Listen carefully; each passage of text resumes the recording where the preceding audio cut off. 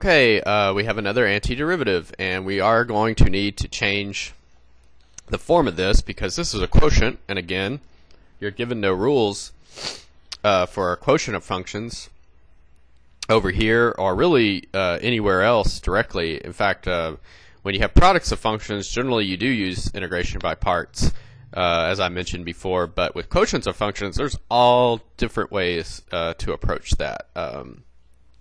I don't really want to go into them. Some of them are use substitution. Sometimes they're just in certain forms, so use certain things. Sometimes you decompose the fraction.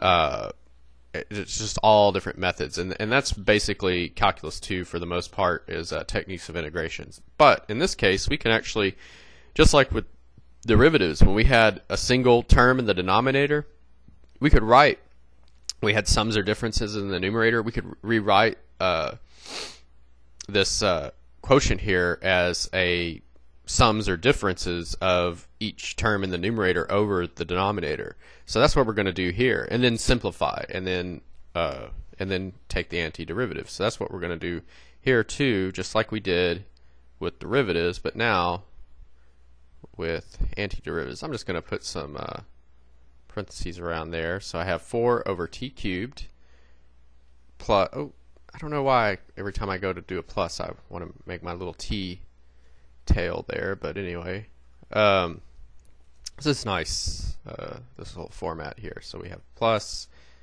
what did we have? We had square root of t, sorry, is t to the 1/2 over t cubed, and we're not going to integrate just yet. We're going to simplify a little more. So then I'll rewrite this as I'll rewrite 4 over t cubed as 4 times t to the -3. And then I can simplify. Remember, I have like bases, and I have a quotient here, so I subtract the exponents. 1/2 minus 3 is like what? 1/2 minus 6/2, which is negative t to the -5/2. And now I can integrate. Some people have different, some people say, you know, subtract the smaller, when you have like bases and a quotient, you know, subtract the smaller exponent from the larger and then put it wherever in the denominator. I don't like that. I just say subtract the, I just like the rule that I was taught. It's just straightforward. It's just subtract the power of the denominator from the power in the numerator, and then if you want it, well, positive, if you get a negative exponent and you want a positive exponent, the denominator, just put it there. I don't know. I like one rule instead of 2 to do the same thing. Anyway, so enough of that diatribe.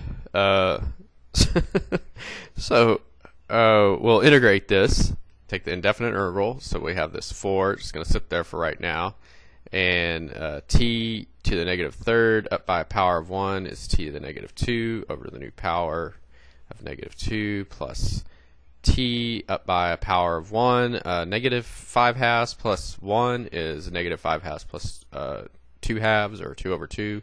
So we're going to have -3/2, and then we'll put it over -3/2. And then always remember the arbitrary constant. I guess it kind of looks like an L, but it's a C. Now I have 4 over -2, which is -2 t to the -2. Oops, there I go again. That plus. Let me erase that and go back to the crayon. And then, so we'll have, I'll bring this fraction out of the denominator, multiply by the reciprocal, and that'll minus, will turn that plus to a minus, plus 2 over 3 t to the -3/2 plus, that looks more like a C, plus C. And if negative exponents bother you, put them in the denominator. If they bother your teacher, definitely put them in the denominator.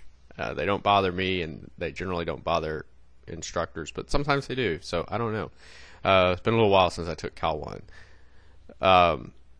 Anyway, that's it.